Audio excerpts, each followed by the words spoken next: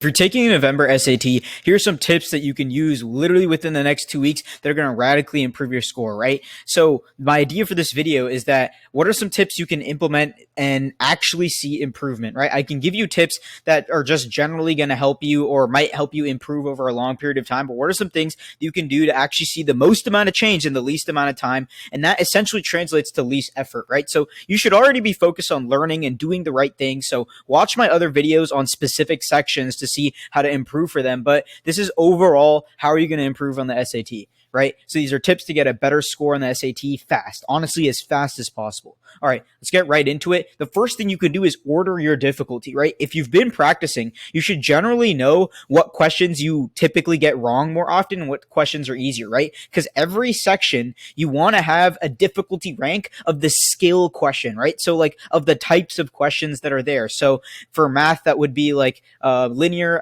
like algebra, that would be like all the certain types of things, right? Quadratics, like data problems, like what are the certain types of problems, like geometry problems, what are the types of problems that you get wrong often, what are the types of problems that you get right often, right? Make one, right? Make this list, right? For reading, it's going to be like the types of questions, so like evidence pairs, main idea. Grammar, it's going to be different grammar concepts. What do you get wrong more often, and what do you get wrong the least often? And honestly, what are the questions you get wrong like never, right? So in the next practice exam you take, you should pretty much analyze this list, right? So take a practice exam and use it as like a baseline on top of your previous knowledge, right? Of your previous knowledge of preparing and figuring out exactly where you are on what your like skill level on every question should be. Rank your hardest skill and your easiest skill per question, right? And this is like how exactly you're going to do that. So with that, right, it's like already generally explained this, but it's the type, right? It's the type of question you frequently get wrong, and just the highest frequency incorrect goes at the top and the lowest frequency incorrect goes at the bottom, right? um you're gonna naturally improve and change, so I'll explain at the very end of the video how like to reanalyze this and how to make it easier than just taking a test completely. But okay, so now that you have your question priority for the exam, this is what you're gonna do, right? You're gonna take that question priority that you made and pretty much you organize it into easy, medium, and hard difficulty. That's the order in which you're gonna take it, right? Finish off your easy questions first, right? Then go to your medium and then save like the least amount of time for your difficult, right? And that might seem like reverse logic, but ultimately it's the best thing that's going to help you, because you're going to spend more time on the questions that you actually guarantee that you know, right? That 90% accuracy that you have on like a low medium question might become 100 as you dedicate more time to it and you have this priority, right? So essentially I want you to be practicing this priority as well, right? It saves you points because of the weight of the question, right? The weight of all the questions are generally the same, or not generally, they are the same, right? So taking questions that are harder and just doing them later when you have the least amount of time and doing the easiest ones first is just going to instantly save you problems. All right, search for strategies, right?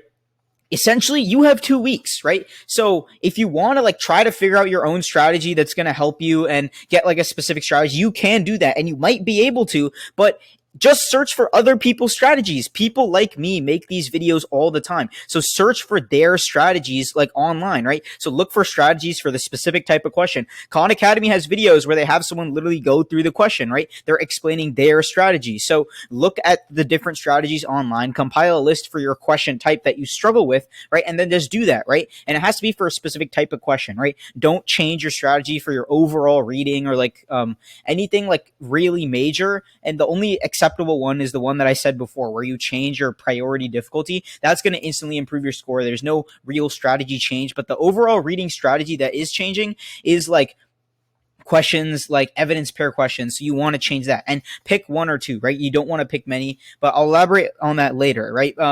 Find out about how people score, right? So how they score, people who score high, figure out how they do it, right? And it's literally a shortcut that's just going to save you so much time, right? Because if you do it yourself, it might take you 5 or 10 times the time because you're ultimately using trial and error. Other person like has used trial and error and is giving you all of their trial and error progress for free, right? So use strategies that other people implement that have used, who have gotten the scores that you want to get. Save time by finding strategies, right? That's good. It's just, this is the biggest thing that's just going to cut your time in half. And you can use this honestly, even if you don't have a strict deadline. Find other strategies and use them, right?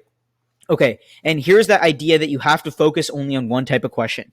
Realistically, you are not going to be able to improve on a bunch of different types of questions, maybe 2 to 3 max. And I'll explain how you can actually increase that number very slightly by implementing a certain type of mentality towards this, right? But essentially, you're only going to improve if you focus on a small type of question. I wrote one there because that's pretty realistic. Everyone can improve on one type of question, their hardest type for every section, right? And if you like, say your reading score is pretty bad, but your math and grammar are amazing, then great. Put all of those questions, right, that you would have done for math and grammar, put them all in reading, right? Change your strategy for 3 reading questions and improve your accuracy. So make a judgment based on your scoring of different sections on how many questions you're going to try to change per, right? And your accuracy is going to go up significantly because you're not dividing your attention. When you divide your attention amongst thousands of things, you're going to increase like every single one a little bit. But if you take your attention only to 2 to 3 things max and spend all of your time on that, you're just going to increase your attention so much more and just increase your ability to do well on it, right?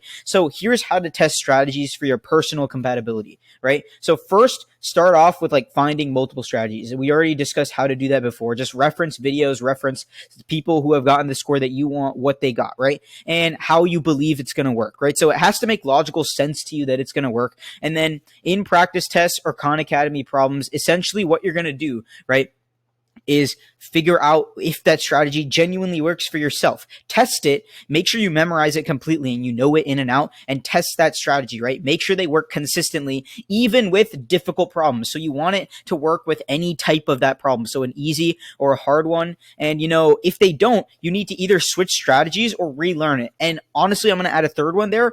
Edit the strategy so you feel like it's going to work, or edit the strategy with the thing that you think is holding it back. If you think that there's some aspect that's holding it back, don't be afraid to combine whatever you currently do with a new strategy and change it ultimately so that is yourself, right? So you're taking something that you know works externally for someone else and just reapplying it and modifying it to yourself, right? That's ultimately what you're supposed to do. So with anything that you do that like is gonna like you feel like it's gonna personally help is a good thing, right? It should be custom to you. You should change it for yourself. That is actually gonna help you improve more. All right. So people have shown me that this is possible.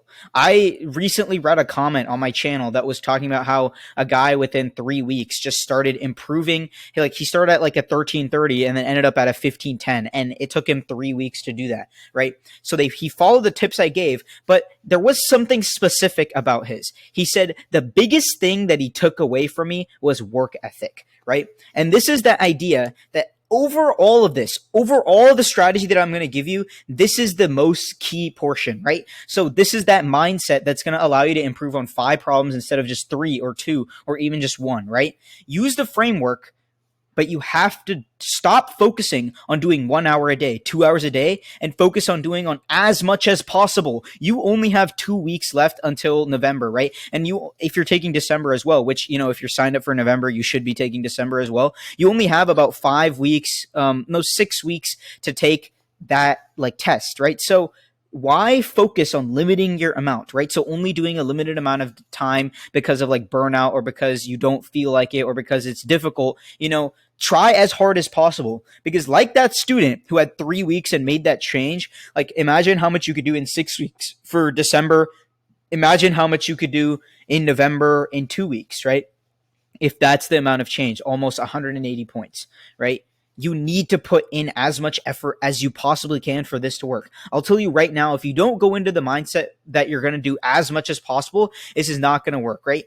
Move on to even more problems once you've used the strategy method to reach at least 90% accuracy, right? So your hardest problems just become your easier problems, right? Your medium difficulty problems, and then become their easy problems. You know, change up the question then. Now you have a solid strategy, and just constantly refresh, right? So that's what I'm talking about, refreshing. Reorder your difficulty. Once you get better at your hardest problem, you're probably going to have to reorder the difficulty some way, right? So ultimately, here's how you do it, right? Instead of taking another test entirely, initially what you want to do is with that first test that you took that initially recognize like where you are at that point and what are your hard problems, you want to like create a list of all the skills and then just rank yourself on there. And as you pick a skill to improve on, just like test the accuracy and move it up. That way you don't have to like take another test to figure it out. But even though you should probably take another test just to generally see where you are, and keep up to date all those previous skills. Like take one or two of the hardest questions of each of those like other skills that you feel are very accurate and just test yourself. Make sure it stays fresh. You never want to let anything go dry,